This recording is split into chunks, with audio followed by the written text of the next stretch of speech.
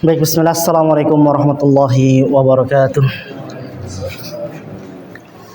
Alhamdulillahilladzi hadana li hadza wa ma kunna linahtadiya laula an hadanallah.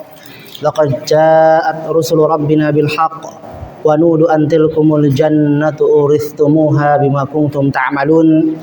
Segala puji bagi Allah Rabb semesta alam yang kepadanya kita semua memujinya, dan kepadanya pula kita semua memohon ampunannya serta memohon perlindungannya dari kejahatan jiwa-jiwa kita dan juga keburukan amalan kita.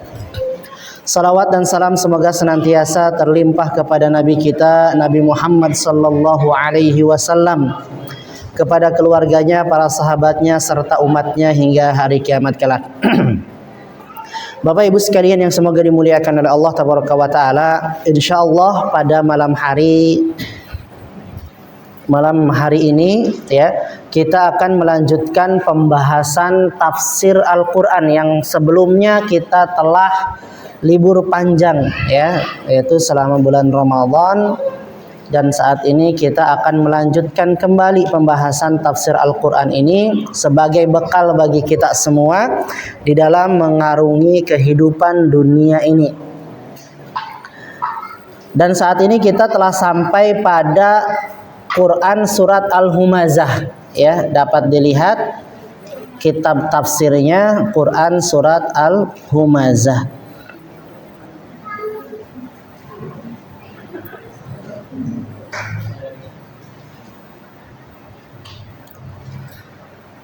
Surat Al-Humazah ini adalah surat yang ke-104 dalam urutan mushaf yang kita sering pegang atau sering baca. Al-Humazah itu sendiri artinya adalah pengumpat. Dan surat Al-Humazah terdiri dari 9 ayat.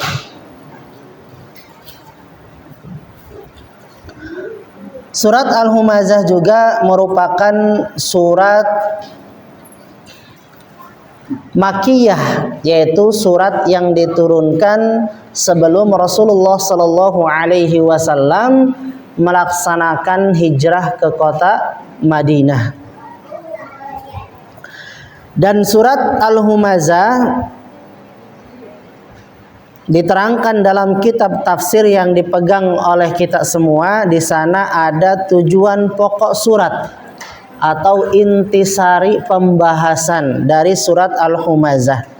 Di sana diterangkan bahwa tujuan pokok surat Al-Humazah adalah membahas tentang apa? Mangga dibaca? Enggak, Pak Sarip dibaca? Ancaman terhadap sikap mengolok-olok kaum mukminin karena menganggap diri memiliki banyak harta. Ya, nah, jadi surat Al-Humazah ini akan membahas tentang ancaman atas perilaku atau terhadap sikap mengolok-olok kaum muslimin yang dilahirkan daripada sikap sombong, yang mana ya menganggap dirinya memiliki banyak harta. Jadi ini adalah salah satu ya sifat buruk yang timbul dari banyak harta ya. Jadi salah satu yang sering timbul dari orang-orang yang memiliki harta banyak, atau bahasa kitanya orang kaya, itu mudah mengolok-ngolok, mudah meremehkan, mudah merendahkan. Nah, jadi ini salah satu sifat buruknya. Ya, makanya apa? Nabi Shallallahu Alaihi Wasallam selalu berdoa. Apa doanya? Allahumma inni as'alukal huda wat-tuqa wal afafa wal ghina. Ya Allah, aku memohon petunjuk-Mu. Ya, Allahumma inni as'alukal huda. Ya Allah, aku meminta petunjuk. Wat-tuqa, dan meminta ketakwaan, wal afaf, kesucian jiwa, dan wal ghina, dan kaya harta dan juga kaya hati. Jadi meminta kekayaan itu diakhirkan. Maka saya nasihatkan bagi bapak-bapak, ibu-ibu bila minta kekayaan kepada Allah, ya Allah tolong jadikan saya orang kaya. Jangan lupa minta ketakwaan.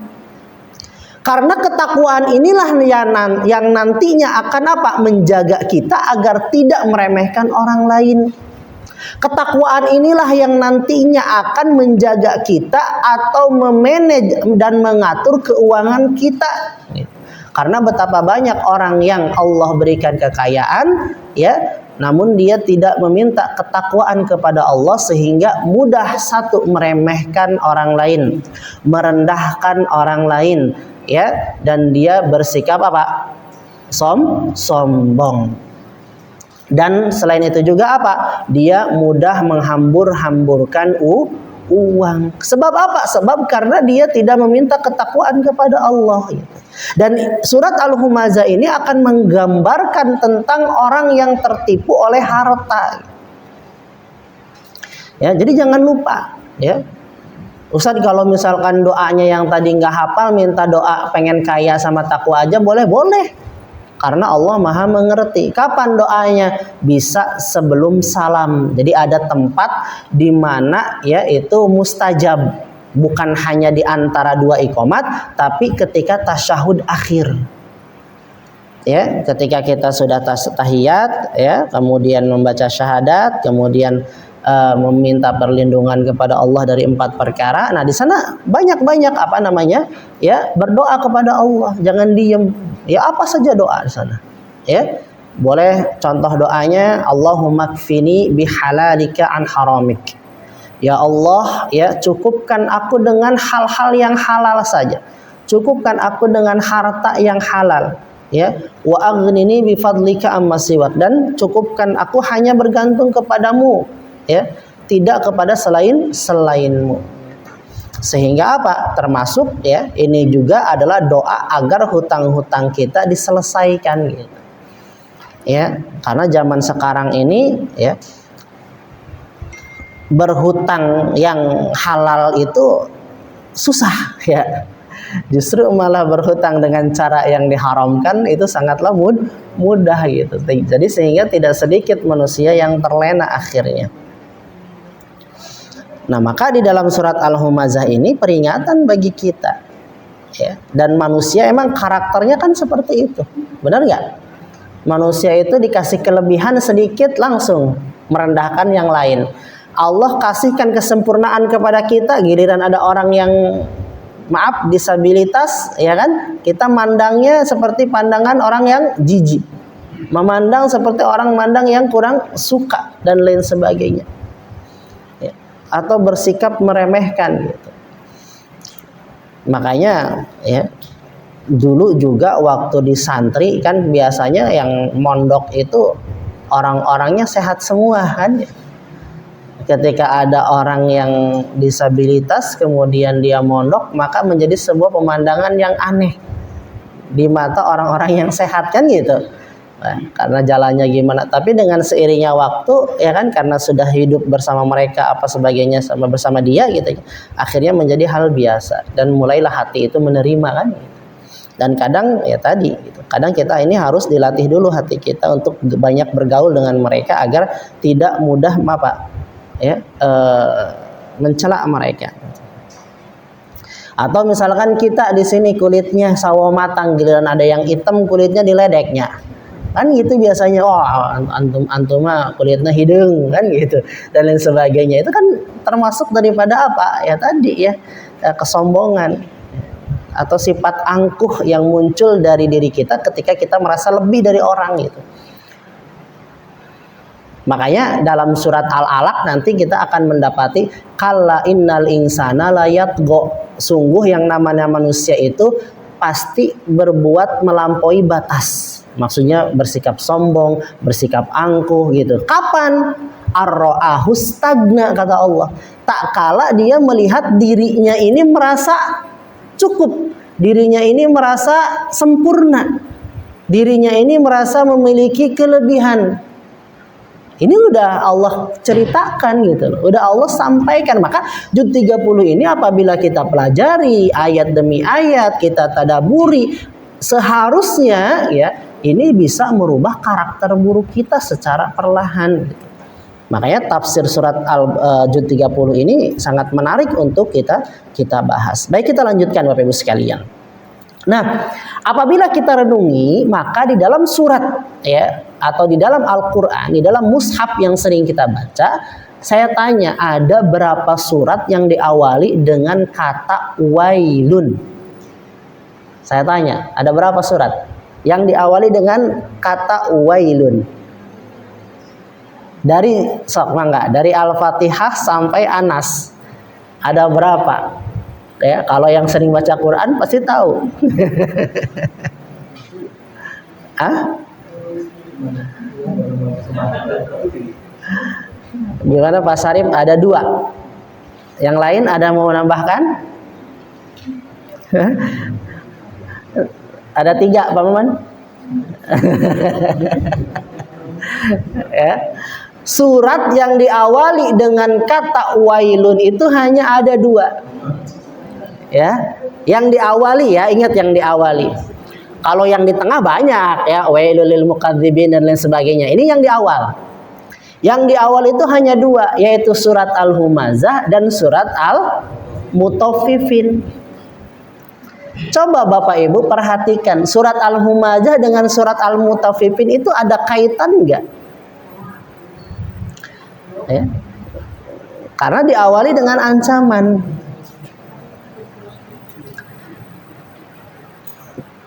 Perhatikan sabda Nabi Bapak Ibu sekalian. Nabi Shallallahu Alaihi Wasallam bersabda bahwasanya apa? Kullul muslimi alal muslimi haram. Setiap muslim atas muslim yang lainnya itu adalah haram. Maksudnya apa? Yang pertama adalah damuhu, darahnya. Darah seorang muslim ini haram atas muslim yang lainnya. Tidak boleh kita menumpahkan darah saudara kita. Berbuat zalim kepada saudara kita jangan. Ya, karena itu perilaku yang diharamkan. Yang kedua, wa malihi, hartanya. Hartanya pun haram. Maka Allah bikin aturan bagaimana caranya apabila ada seseorang yang tertarik dengan harta orang lain, bagaimana cara memilikinya. Dibuatlah sebuah syariat, yaitu apa? Transaksi jual beli. Kan cara memiliki harta orang lain banyak cara. Bisa dengan merampoknya, bisa dengan mencurinya, bisa dengan menipunya, ya kan? Tapi kan itu semua terlarang, dan yang diperbolehkan adalah apa? Yaitu dengan cara jual beli, dan itu pun antarodin, harus dilakukan dengan cara saling ridho. Kalau nggak saling ridho ya jangan. Nanti ada unsur kezaliman itu. Kemudian yang ketiganya kata Nabi yang diharamkan itu adalah irduhu, kehormatannya. Jadi darah, harta dan kehormatan kaum muslimin itu haram. Nah, maka Bapak Ibu sekalian, kita lihat bagaimana Rasulullah Shallallahu Alaihi Wasallam menyamakan harta dan kehormatan itu sama, ya, haramnya dengan darah. Dan kita apabila perhatikan surat Al-Humazah dan surat Al-Mutaffifin, ya, itu keduanya membahas tentang salah satu daripada ya yang 3 tadi. Makanya dua-duanya ada ancaman, wailun, celakalah. Apa ancamannya? Dalam Quran surat Al-Humazah sedang membicarakan ya sebuah ancaman yang berkaitan dengan harga diri orang lain. Ya, jadi kalau surat Al-Humazah ini menceritakan tentang ancaman ya yang berkaitan dengan harga diri orang lain, karena isinya apa?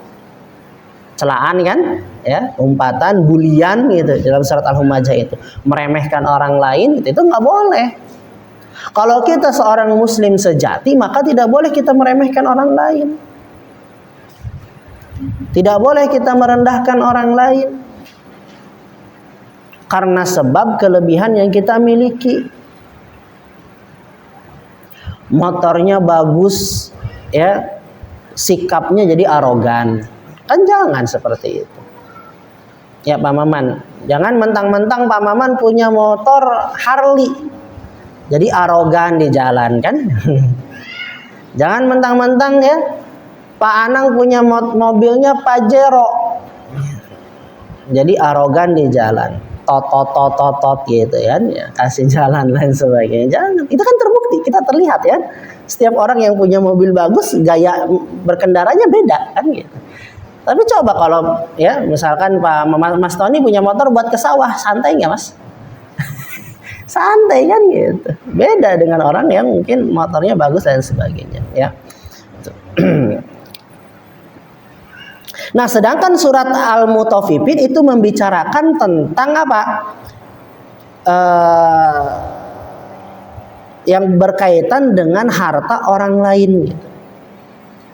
Kalau surat Al-Mutaffifin itu berkaitan dengan harta orang lain. Makanya kan wailul lil mutaffifin alladzina idza talu 'alan nasi taufun, celakalah bagi mereka orang yang suka ngurang-ngurangi timbangan. Kenapa? Ya karena merugikan orang lain. Ya. Giliran dia menimbang orang lain maka apa? Ya, dia dibuat sedikit gitu kan, tapi giliran dia beli kepada orang lain pengennya banyak kan, seperti itu. Nah, itu nggak boleh gitu. Makanya dalam surat Al-Humajah dan surat Al-Mutaffifin ini menerangkan, yang satu menerangkan tentang harga diri orang, yang satu berkaitan dengan harta orang lain gitu.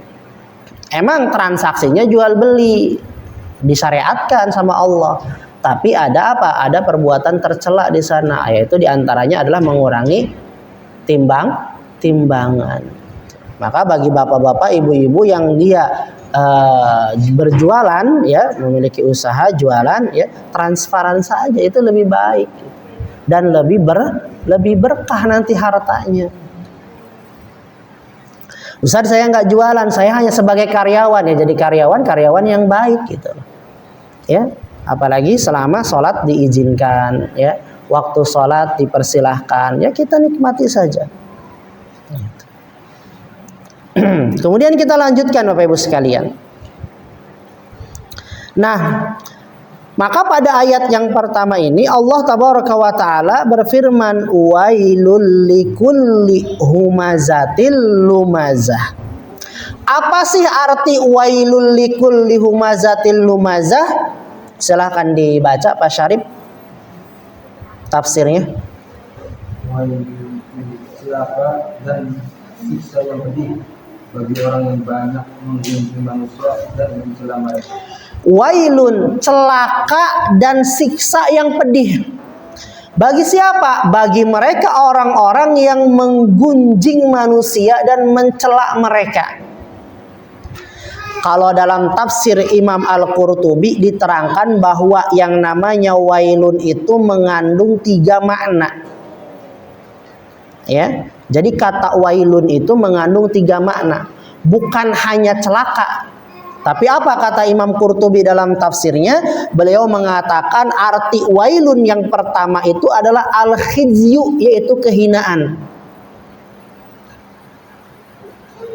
Jadi ketika ada orang yang mencela orang lain sebab karena merasa dirinya lebih sempurna, ya, sepintas terlihat dia apa? Menghinakan orang lain, padahal yang terhina siapa?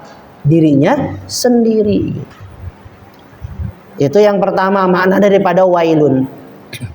Yang kedua kata Imam Qurtubi, makna daripada wailun adalah al-azabu, yaitu adalah azab. Maka orang yang mencela, merendahkan orang lain, dia akan kena azab. Dan yang ketiga itu adalah al-halakatu, yaitu artinya kebinasaan. Jadi ngeri Bapak Ibu sekalian kalau sudah kita tahu tafsirnya.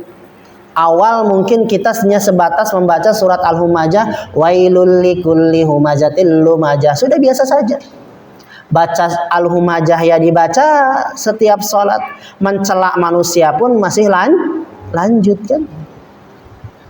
Tapi ketika kita sudah memahami maknanya bahwa yang dimaksud dengan wailun artinya adalah kehinaan, azab dan juga kebinasaan, maka ini ancamannya serius gitu. Hanya orang yang tak paham yang dia ketika mendengarkan, ya, ancaman dia santai saja gitu. Ketika Bapak Ibu sekalian dapat ancaman dari orang lain misalkan, kira-kira panik apa santai? Pak Maman? Panik, ya kan? Usahanya mau dibakar misalkan, ada ancaman seperti itu, kan kita panik. Ya. Karena kita dapat ancaman dari siapa? Dari orang lain. Dan hanya kita saja yang ketika diancam kita santai saja gitu. Ya, itu ketika apa? Mendengar ancaman dari Allah kan gitu. Ketika dari manusia kita panik, ketika mendengar ancaman dari Allah kita santai gitu kan. Berarti ada problem gitu.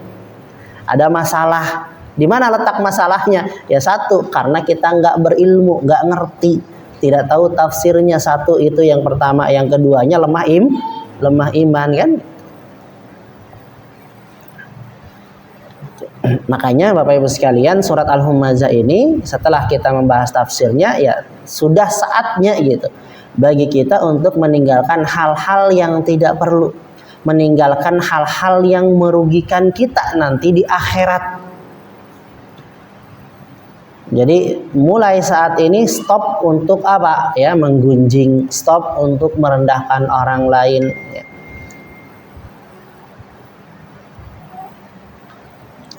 Baik, jadi sekali lagi Al-Humazah memiliki berapa makna? Wailun memiliki berapa makna? Memiliki 3 makna. Makna yang pertama apa? Kehinaan. Makna yang kedua azab, dan makna yang ketiga yaitu adalah kebinasaan ya. Jadi ketika kita baca surat Al-Humazah, wailul likulli humazatil lumazah, maka kita harus ingat kecelakaan, kehinaan, dan kebinasaan serta azab yang pedih bagi orang-orang yang mencela. Kemudian selanjutnya Bapak Ibu sekalian, nah di sini para ulama pun berselisih tentang makna humazah dan lumazah. Ada yang berpendapat bahwa yang dimaksud dengan humazah itu adalah berkaitan dengan lisan, mencela orang lain dengan lisan kita. Al-humazah itu. Sedangkan lumazah ada juga yang berpendapat bahwa dia mencibir, mencela orang lain dengan sikap kita. Ya. Itu yang pertama. Jadi ada yang mengatakan humazah dengan lisan, lumazah dengan sikap. Ya. Ada juga yang berpendapat humajah itu adalah dengan menceritakan kejelekan orang lain, sedangkan lumazah dengan mencela ya atau merendahkan. Seperti kalau humajah seperti gibah ya, kalau lumajah seperti mencela langsung, kamu bodoh, kamu ini dan sebagainya ya. Jadi dua-duanya sama-sama celaan, cuman berbeda. Terlepas daripada perbedaan para ulama dalam hal ini, namun yang jelas ayat ini menerangkan bahasa kita saat ini adalah larangan ngebuli gitu ya. Jadi kalau Bapak Ibu sebagai pengajar, sebagai guru ya, gak boleh ngebuli. Mana dalilnya? Quran surat Al-Humazah. Wailul likulli humazatil lumazah. Larangan bagi siapa? Orang yang ngebuli. Ngebuli kan ada 2 ya Pak. Ada ngebuli secara apa? Verbal dan non verbal kan gitu. Benar nggak? Ya, ada secara lisan ataupun tidak ya, dengan lisan kan gitu, ngebuli itu.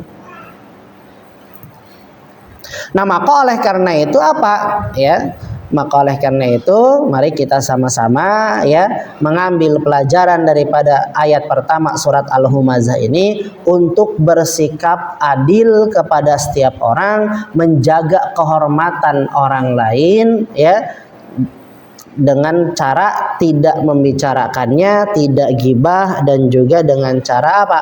Ya, tidak merendahkan mereka. Maka ini insya Allah kita akan menjadi mukmin sejati. Karena kalau kita banyak mendolimi orang lain, dikatakan oleh Nabi, az-zulmu zulumatun yaumal qiyamah. Yang namanya kezoliman, apapun itu bentuknya, maka kezoliman itu adalah kegelapan di hari kiamat. Ya. Maka kalau sudah membicarakan hari kiamat, ya kita nggak bisa apa-apa. Apalagi kalau ada yang di dunia yang kita zolimi, dia orangnya nggak mau memaafkan kita, ya udah urusannya nanti di akhirat kan gitu. Ya. Kita nggak boleh memaksa orang lain buat memaafkan kita. Kan kadang kalau di kita mah, tolong maafin saya ya gitu, kata dia, saya nggak mau memaafin kamu gitu kan. Nah, kamu nanti dosa kalau nggak maafin saya kan gitu. Ya, jangan maksa, itu hak dia. Hak orang yang dizolimi adalah memberikan maaf kita, menerima maaf kita. Kalau dia nggak mau memaafkan kita, pengennya di akhirat, ya udah, itu mau bisa apa kan gitu. Jangan memaksa dia, dan nggak bisa gitu. Kita memaksakan orang untuk memaafkan kita. Justru yang seharusnya adalah apa? Kita mengurangi tindakan zalim kita gitu. Diusahakan apa ya, kalau kita berjualan ya dilebihkan jualannya ya, jujur dalam urusan jual beli, maka itu insya Allah akan berkah gitu ya. Maka sesekali berinteraksi dengan orang-orang kurang, kita tuh jangan pernah apa, kadang kita ini suka meremehkan orang yang punya kekurangan gitu. Ya, saya suka perhatikan kalau ada orang yang memiliki kekurangan, ngajak ngobrol ke kita tuh suka diacuhkan gitu loh. Gitu. Udah lanjut ngobrol gitu kan. Padahal dia pengen ngobrol juga sama kita kan gitu. Karena apa? Karena kita memandang sebelah mata tadi. Ya, saya juga ada yang ngechat ke saya, nomor tak dikenalan gitu. Dari kata-katanya itu agak kurang ini gitu ya. Saya nanya, ini siapa? Antum tahu nggak nomor siapa? Katanya nomor fulan gitu. Dia punya kekurangan Ustadz. Udah jangan ladenin aja. Jangan ladenin. Dia nanya ya harus kita ladenin kan gitu. Gitu. Mau tanyaannya aneh mau apa kan dia bertanya ya kan. Gitu. Maka kita jawab. Kemudian selanjutnya Bapak Ibu sekalian. Nah, itu tadi ayat yang pertama ini membicarakan ancaman. Ancaman terhadap siapa? Terhadap mereka orang-orang yang mencela, mengolok-olok dan juga meremehkan orang lain disebabkan karena dia tertipu oleh banyaknya harta gitu. Ya, jadi mencela, mengolok-olok, sikap sombong, meremehkan orang lain ini muncul ya disebabkan karena dia tertipu oleh banyaknya harta. Itu yang pertama. Yang kedua ya, alladzi jama'a malau wa addadah. Siapakah sikap orang yang seperti itu tadi? Yaitu adalah orang-orang yang suka mengumpulkan harta dan menghitung-hitungnya. Jadi kata-kata addadah ini tuh wazannya wazan fa'ala yufa'ilu. Kalau kita sudah belajar sorof, wazan fa'ala yufa'ilu itu ada faidah artinya litakthir, yang menunjukkan banyak. Jadi addadah itu dikit-dikit dihitung, terus kayak gitu orangnya tuh. Dia pelit, ya, dikit-dikit hitung, keluar berapa langsung dihitung dan sebagainya, ya. Nah, itu adalah karakter orang-orang yang apa? Yang suka mencela tadi. Makanya dalam tafsir Al-Mukhtasar diterangkan alladzi hammuhu jam'ul mal wa jam'al mali wa ihsa'ahu li la hammalahu ghairu dzalik. Yaitu orang yang tujuannya adalah mengumpulkan harta dan menghitung-hitungnya. Ia tidak mempunyai tujuan lain selain itu. Jadi emang kerjaannya itu dia terus ngumpulin harta, ya, ngumpulin harta. Nah, maka pada ayat yang kedua, Bapak Ibu sekalian, ya. Pada ayat yang ketiga Allah Tabaraka wa Ta'ala berfirman, ini masih menerangkan tentang dampak buruk ya, dampak buruk dari tertipu oleh banyaknya harta. Ayat yang ketiga Allah berfirman, yahsabu annama lahu akhladah. Dia mengira bahwa hartanya itu dapat mengekalkannya. Di dalam tafsir Al-Mukhtasar diterangkan, maka dibaca Pak Sarip. Dia mengira bahwa harta yang ditemuinya bisa menolongnya dari kematian, sehingga ia bisa hidup kekal di kehidupan dunia. Nah, perhatikan Bapak Ibu sekalian. Perhatikan ayat yang ketiga. Apa kata Allah? Yahsabu annama lahu akhlada. Siapa yang mengira? Yang mengira di sini siapa? Yahsabu, dia mengira. Siapa? Orang yang punya banyak harta tadi. Annama lahu akhlada, bahwa hartanya itu dapat membuat dia kekal. Perhatikan statement ini. Pak, Bu, orang-orang yang orientasinya dunia, berpijak di atas dunia, ya, itu biasanya punya statement-statement yang ngawur.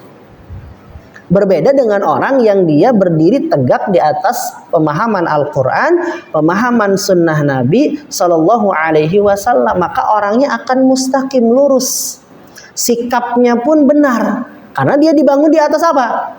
Di atas argumentasi Al-Quran dan juga sunnah Nabi. Tapi kalau orang yang diorientasinya dunia, ya, sekali dia berucap, maka biasanya statement dia, ucapan dia, pendapat dia tuh ngawur, bertolak belakang dengan apa yang diterangkan dalam Al-Quran dan juga sunnah Nabi. Antaranya apa? Ya ini, dia punya statement, dia punya pendapat, ya, bahwa yang namanya harta itu bisa mengekalkan dia. Dari mana statement ini muncul? Ya sebab karena dia menjadi budak dunia. Makanya kita, Bapak Ibu sekalian, di zaman modern ini harus hati-hati di dalam memilih tontonan-tontonan yang ada di apa? Ya di sosial media. Emang sekilas banyak konten kreator yang kaya raya yang menceritakan tentang ini, tentang itu, bagaimana menghasilkan banyak duit. Ya kan, tapi dia tidak dilandasi oleh apa? Pengetahuan Al-Quran dan Sunnah Nabi. Namun dia lebih kepada apa? Ya tadi, orientasinya dunia, dan banyak kaum muslimin yang tertipu untuk itu. Walhasil apa? Ya banyak kaum muslimin yang terjatuh kepada apa? Ya, aplikasi-aplikasi ataupun apa namanya tuh? Ya, trading yang kayak gitu. Ya, yang ujungnya bukan untung malah buntung kan gitu. Saya dapat informasi ada gitu ya, adik temen istri itu dia ditangkap gara-gara menggelapkan uang kantor sebanyak 300 juta habis karena trading. Trading itu apa ya kalau di kitanya? Apa Mas Tony? Investasi gitu ya. Investasi gitu. Wah, itu kan lagi musim-musimnya sekarang ya. Itu kan senang, siapa sih yang nggak dapat, yang nggak senang dapat duit duduk doang kan gitu. Iya, dia ngisi tahu-tahu udah ngisinya banyak, jeblok kan gitu. Udah jeblok kan nggak tahu kemana. Ya. Dan sekarang kan banyak konten-konten kreator kan yang motivasi biar dapat duit banyak dan sebagainya, ini itu harus hati-hati gitu. Kita harus perhatikan statement dia. Ini sesuai dengan Al-Quran dan Sunnah Nabi apa tidak? Ini sesuai dengan petunjuk Nabi atau tidak? Makanya jangan diremehkan doa tadi. Allahumma inni as'alukal huda. Ya Allah, tolong bimbing saya dengan petunjukmu.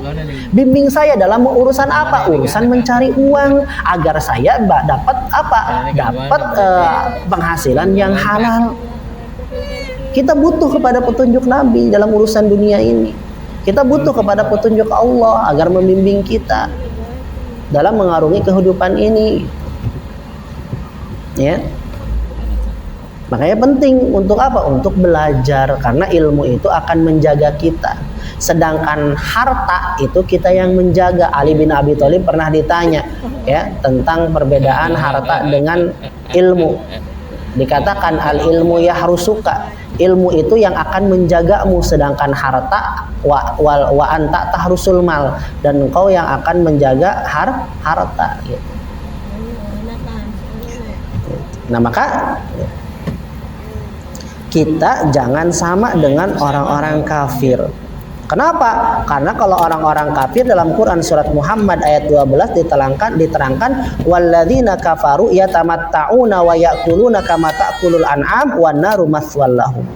Bahwasanya orang-orang kafir itu mereka bersenang-senang di dunia dan mereka makan seperti makannya binatang, dan jahanam adalah tempat tinggal mereka. Karena mereka apa? Ya tadi orientasinya kehidupan dunia gitu. Dan orang-orang yang telah menjadi budak dunia, ya hidupnya ugal-ugalan. Ya. Coba aja perhatikan orang-orang yang orientasinya dunia, ya, tanpa melibatkan apa, ya, petunjuk Allah Tabaraka wa Ta'ala. Padahal mah gampang. Kita pengen dapat rezeki banyak, ya ikutin aturan main yang sudah ditetapkan oleh Al-Quran. Di antaranya apa? Kata Allah Tabaraka wa Ta'ala dalam firman-Nya, wa'mur ahlaka bis-sholati wastabir 'alaiha. Perintahkan keluargamu untuk mengerjakan sholat. Wastabir 'alaiha, dan bersabar dalam mengerjakan sholat itu. Sabar, sholat itu nggak lama. Berapa menit sholat? Paling lama berapa? 10 menit. Kata Allah suruh sabar. Perintahkan keluargamu untuk sholat dan perintahkan mereka untuk bersabar dalam mengerjakan sholat. Cuman sebentar. Tapi apa yang kita dapatkan daripada sholat itu? Kata Allah apa? Ya, la nas'aluka rizqo, kami nggak minta rizki kepada kalian, enggak. Kami cuma nyuruh kalian sholat, kemudian bersabar dalam mengerjakan sholat, dan kami nggak minta rizki kepada kalian. Wa nahnu narzuquk, kata Allah, namun kamilah yang akan memberikan kalian rizki. Kesimpulannya, kalau Anda patuh, keluarga Anda patuh, istri Anda patuh sama Allah, mengikuti perintah Allah, mengerjakan sholat 5 waktu, sholat sunnah, sabar dalam mengerjakannya, rizki menuturkan gitu. Ikutin rizki mah. Dalam ayat lain Allah sudah berfirman, ya ayyuhalladzina amanu ista'inu bis-sabri was-shalah. Wahai orang-orang beriman, tak kalah Anda mendapati problematika kehidupan, hutang yang banyak, masalah yang tak ada akhirnya, ekonomi yang terus merosot, ya kan? Pertikaian dalam rumah tangga, kemudian anak nakal, nggak menghafalkan Quran, nggak hafal-hafal, memahami hadis nggak paham-paham, belajar kagak masuk-masuk. Ista'inu bis-sabri was-shalah, kata Allah, meminta pertolongan kepada Allah dengan perantara satu sabar.